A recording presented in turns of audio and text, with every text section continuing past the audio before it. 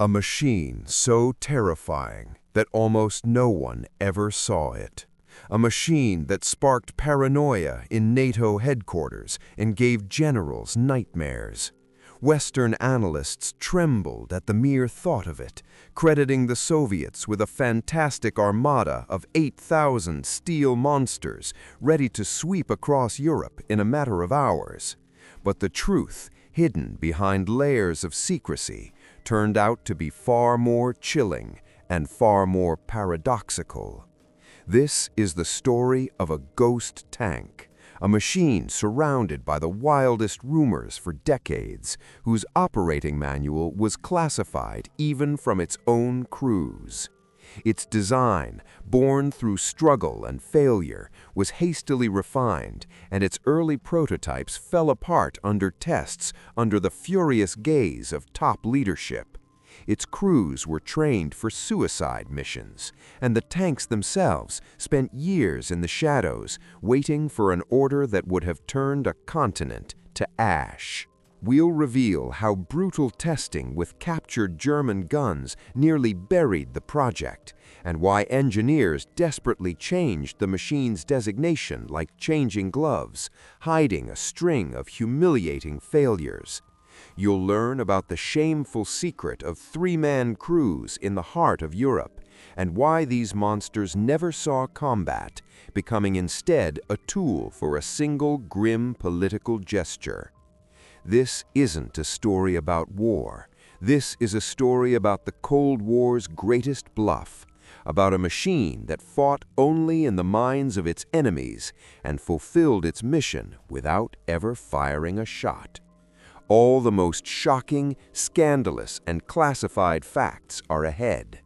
Don't tune out if you want to know how the last Soviet supertank was born and died, the true ghost of Red Square. In Western command centers, where intelligence reports and aerial photographs piled high, a quiet panic was building in the early 1950s. Every November parade on Red Square, Krasnaya Ploshchad, brought new puzzles for NATO analysts. Photos taken at great risk showed not just impressive hardware, they revealed something fundamentally new. Sharp, angular silhouettes of heavy tanks whose frontal profile, composed of massive sloped plates, defied all known ballistic calculations. These steel giants, passing by the mausoleum, resembled neither pre-war designs nor the legendary T-34s, Tritsatchetverki. Their very appearance was a message, a declaration of power. Specialists armed with magnifying glasses and rulers frantically counted the fighting vehicles in the columns, trying to extrapolate the visible into the invisible. The mathematics of the Cold War were merciless. If this many marched in the parade, how many more were hidden behind the high fences of Ural and Siberian factories? Logic suggested the darkest conclusions. And so, in the Alliance's secret documents, a number was born and began to migrate from report to report, inspiring almost mystical dread. 8,000. 8,000 50-ton crushers that, according to military forecasts, were meant to be the battering ram breaking through any defense in the first hours of a hypothetical Third World War. This ghost, materialized only on spy camera film, became the most powerful psychological weapon, casting its shadow over all of the West's strategic plans. But what was the real machine, not its image bloated to monstrous proportions in the mirror of Western fears? Who was this steel giant, honored with the title of the great empire's last heavy tank? It was nearly demonized, credited with superhuman abilities and fantastic numbers. To dispel the myth and get to the truth, we need to journey back in time to where this project was born, to the late 1940s, when the echoes of the great victory, Velikaya Pobeda, hadn't yet faded, but the future was already taking shape in the fog of a new technological race. The Soviet army, possessing a colossal fleet of wartime equipment, clearly understood the era of these machines was ending. The potential enemy wasn't standing still, and its armored fists were growing ever stronger. The country needed not just a new tank, but a new argument, a symbol of invincibility that by its very existence could tip the scales of strategic balance. The answer to this challenge was already maturing in the blueprints and tense discussions of the country's main design bureaus, where one of the most complex and ambitious programs in Soviet tank building history was beginning. In the late 1940s, the industrial might of the Soviet Union, forged in the crucible of war, faced a new, no less complex challenge. While Western intelligence agencies built theories, Soviet military strategists and designers tackled a purely practical task. The huge fleet of heavy tanks that had distinguished themselves in battles of the Great Patriotic War, Velikaya Otechestvenna Vojna, was becoming morally and technically obsolete with each new report on foreign developments.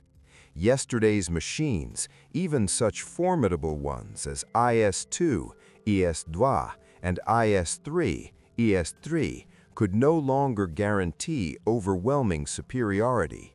A fundamentally different level was required.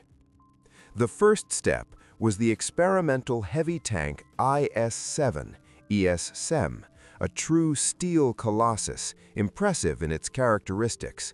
With armor capable of withstanding virtually any shell of that time and the most powerful gun, it was the pinnacle of engineering thought. But its phenomenal parameters became its death sentence. Weight approaching 70 tons turned it into a combat vehicle, into a problem for engineering troops. Most bridges in Europe couldn't support it, and roads would need repairs after every march. Moreover, its design was incredibly complex, expensive, and poorly suited for mass production on tight deadlines. The Army needed not a unique supertank, but a reliable, manufacturable, and critically important mass-producible workhorse capable of becoming the foundation of new strike formations. Therefore, the technical specifications issued by the main Armored Directorate, Glavnoye Bronotankovoye Upravlenie, were precise and concrete. The new machine shouldn't exceed a 50-ton threshold.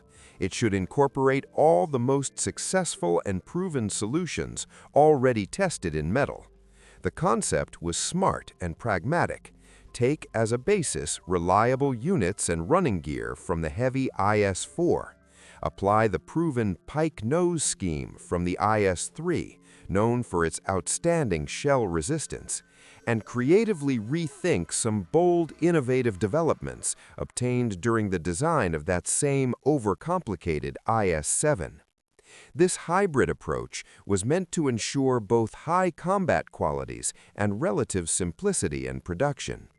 The project was given the factory code Object 730, Object 730, and the initial designation IS-5, IS-5. However, implementing such an ambitious task required an unconventional organizational scheme. Work leadership was entrusted not to the design bureau of the Chelyabinsk plant, Chelyabinsk Zavod, where the series was planned, but to the chief designer of the Leningrad Kirovsky plant, Leningradsky Kirovsky Zavod, Yosif Yakovlevich Kotin, Yosif Yakovlevich Kotin. This decision was deeply strategic. It was meant to ensure maximally tight and coordinated work between two industrial giants, Chelyabinsk, possessing incredible production capacity and experience in mass output, and Leningrad, where the country's best engineering and design personnel were concentrated, capable of fine project work. To strengthen the Ural team, more than 40 leading specialists were transferred from Leningrad to Chelyabinsk. Thanks to using ready, proven components and assemblies, work proceeded at stunning speed. By April 1949, a complete set of draft documentation was ready, and in May of that year, in one of the assembly shops, before representatives of a joint commission from the Ministry of Transport Machine Building, Ministerstwo Transportnowo-Maszynostrojenia, and the armed forces, an impressive full-scale wooden mock-up of the future tank appeared.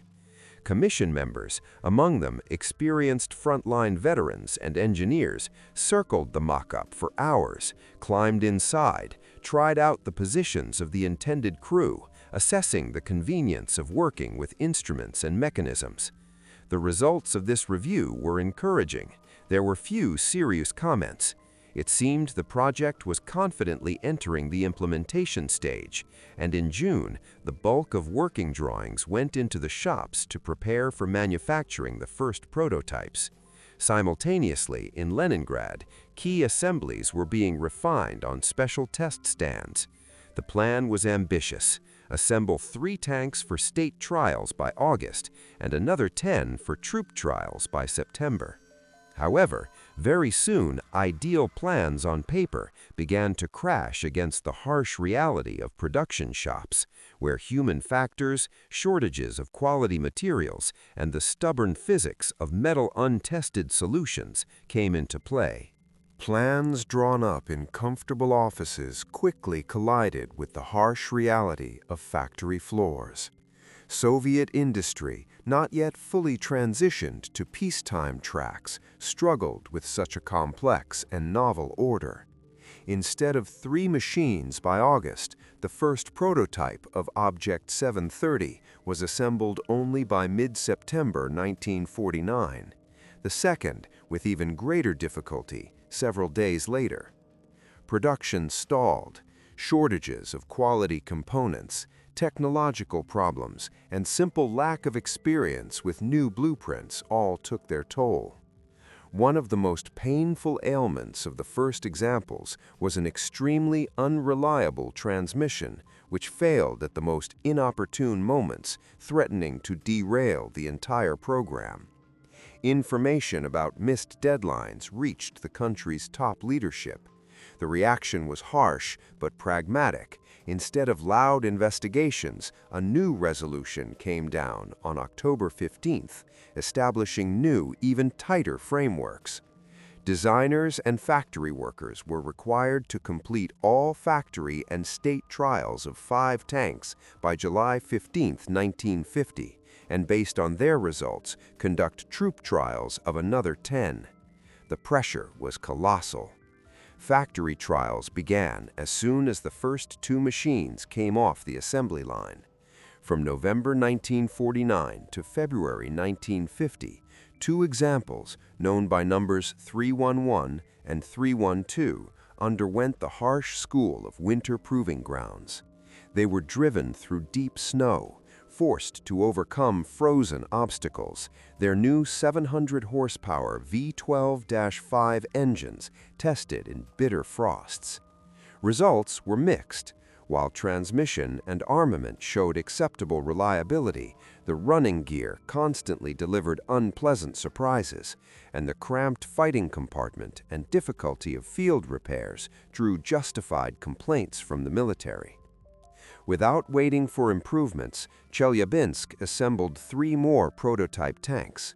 Trials continued with renewed vigor in spring 1950, now in 2 diametrically opposed climate zones. One group of machines churned through spring mud near Leningrad, the other raised clouds of dust on scorching Turkestan roads under the blazing sun. And again, the Commission noted both strengths: the outstanding durability of the hull, later confirmed by brutal shelling with guns of various calibers at the Kubinka proving ground, and weaknesses, chronic reliability problems. It seemed the machine was one step from failure. However, despite an impressive list of shortcomings, the military saw colossal potential in Object 730. The Commission decided manufacture an initial batch of 50 machines on which all comments would be finally worked out. This was a chance. But while engineers feverishly introducing changes to the design, trying to keep up with the testing schedule, the machine itself began its mysterious transformation in the documents.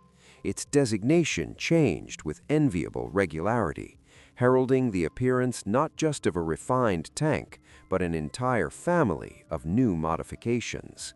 Even before the first production tank left the shop, its design was in a state of continuous refinement. Designations changed like gloves. The initial IS-5 became IS-8, IS-8, then IS-9, IS-9, and finally IS-10, IS-10. Each change of number in documentation reflected a whole layer of engineering changes aimed at eliminating teething problems and increasing combat effectiveness. This internal evolution concluded on November 28, 1953, when a resolution of the Council of Ministers was issued adopting the machine into service with the Soviet Army under its final and now historic designation, T-10. By this time, Joseph Vissarionovich Stalin, Iosif Vissarionovich Stalin, in whose honor heavy tanks were traditionally named, had already passed away, and the newest machine remained without the leader's personal name, entering history under a strict abbreviation. However, adoption into service became not the finale, but the starting signal for the main qualitative leap. Engineers perfectly understood the key shortcoming of the base T-10.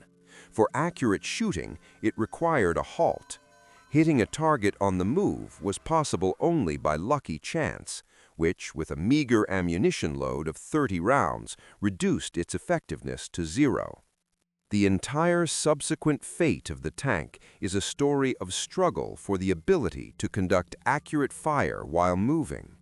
Within 3 consecutive modernizations developed by the Leningrad Design Bureau, Leningradskoye KB, an entire lineup was created: T-10A, T-10A, T-10B, T-10B, and finally the crown of development, T-10M, T-10M.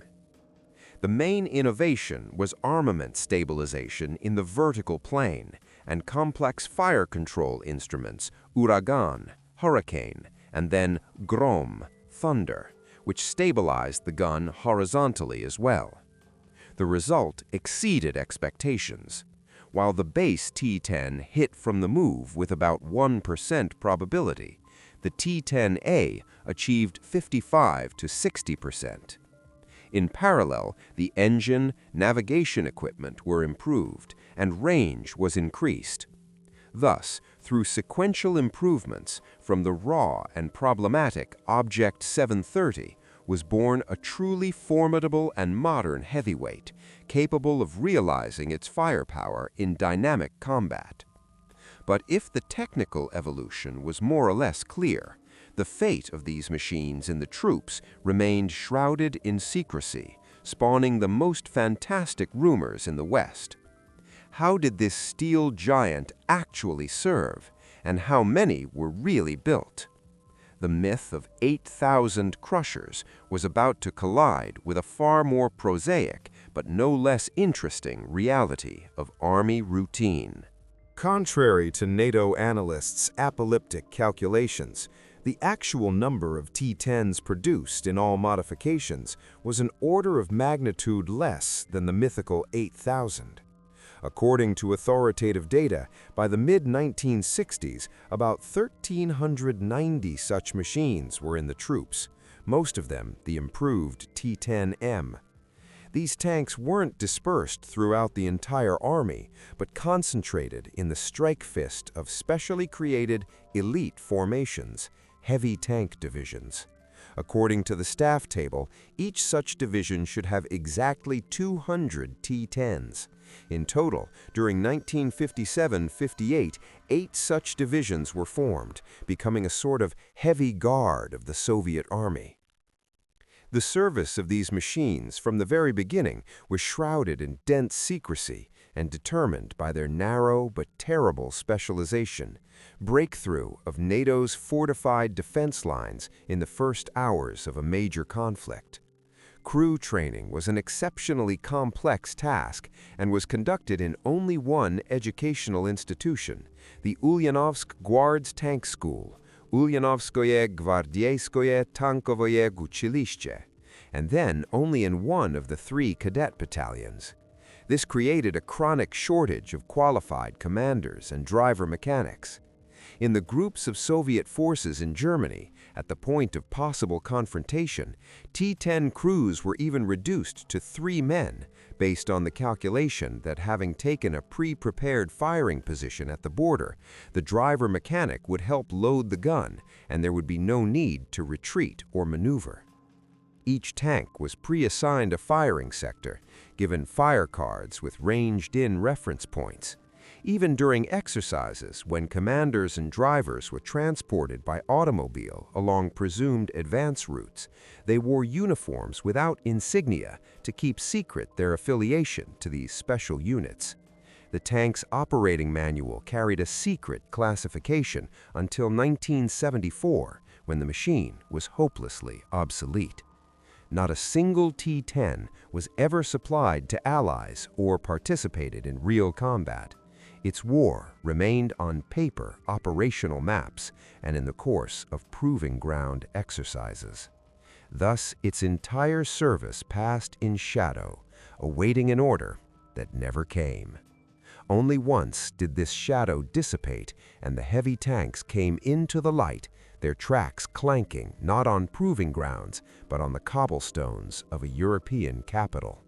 This happened in August 1968, when T-10 units entered Prague during Operation Danube, demonstrably showing the Soviet leadership's resolve.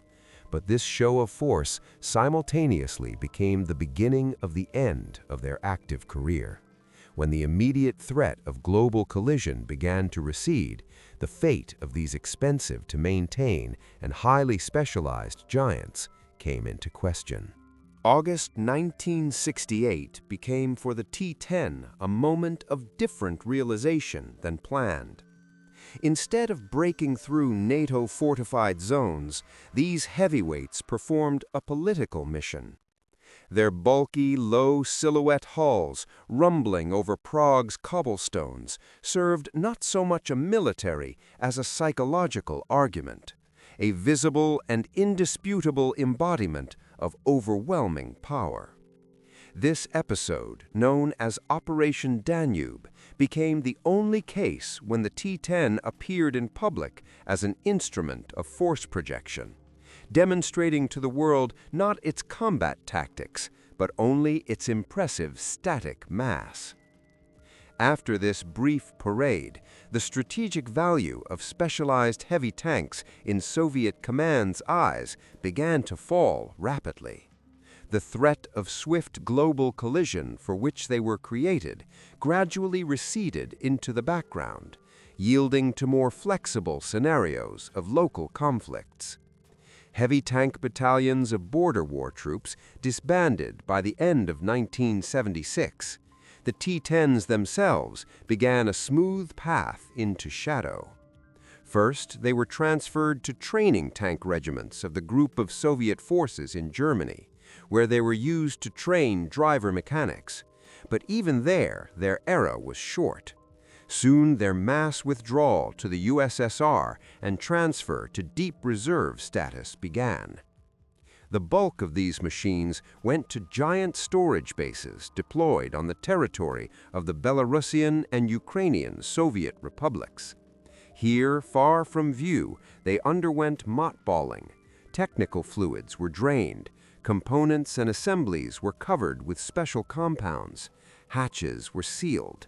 The T-10s turned into metallic strategic reserve, into a sleeping armada in case of sudden outbreak of that very major conflict for which they were born. They stood in rows like monuments to a bygone era, awaiting an order that would never come. However, military thought itself didn't stand still. the appearance and mass proliferation of new main battle tanks, such as the T-64 and T-72, which combined powerful armament, acceptable protection, and much better mobility, definitively put an end to the concept of highly specialized heavy tanks. Why need an expensive and unwieldy giant if its tasks can be solved by a more universal and mass-produced machine? From the mid-1980s, the fate of T-10 heavy tanks, which had awaited their hour for decades at secret storage bases, was finally sealed. Changes in military doctrine, the collapse of the concept of frontal breakthrough of multi-kilometer fortified zones in the nuclear era, and most importantly, the appearance and mass proliferation of new-generation main battle tanks made maintaining these highly specialized giants an unjustifiable luxury. The economy of the USSR and later Russia could no longer wanted to bear the burden of preserving these steel mammoths of the past. Systematic and irreversible disposal began. Lines of mighty but useless machines stretched from guarded warehouses to metal dismantling points. Their turrets with mighty 122mm guns, their frontal armor that once instilled terror in NATO analysts, now went under the press and into open hearth furnaces, to be reborn as completely different, peaceful products. The era of classic heavy tanks, of which the T-10 was a pinnacle, quietly faded away, unmarked by a farewell salute. Officially, this era was closed on September 23, 1997, when by decree of the President of the Russian Federation, all modifications of the T-10 tank were definitively removed from service with the armed forces of the RF. This bureaucratic act placed the final period in a story lasting almost half a century. What did the T-10 remain as in memory? It left no victory dispatches from battlefields. Its legacy is of a different kind. This is first of all an engineering monument to the limit of development of a certain concept, the concept of a specialized, super-protected, and super-armed breakthrough machine. This is a symbol of an entire era of global confrontation, where the balance of power was maintained not only by real, but also by imagined armadas. The T-10 was the materialization of this idea of deterrence. Its menacing silhouette served as material proof of power that couldn't be ignored. Thus, the history of the T-10 is a paradoxical story of success, achieved without a single combat shot. Its real war was the Cold War, a war of nerves, technologies, intelligence, and propaganda. It fought not with shells, but with the very fact of its existence, appearing in parades, getting caught in spy camera lenses, and spawning blood-chilling reports in enemy headquarters. It fought in the minds of generals and politicians, forcing them to reckon with the colossal force concentrated on the other side of the Iron Curtain. Therein lies its main, though intangible, victory. Created as the ultimate weapon for the decisive thrust, it fulfilled its main task while remaining in barracks and at proving grounds, becoming one of the weightiest and most recognizable legends in the giant confrontation of superpowers. Its rumble on Prague's cobblestones was not a triumph, but an epitaph, the last public act of a tank whose true purpose remained unrealized, but no less significant for that in the history of the 20th century.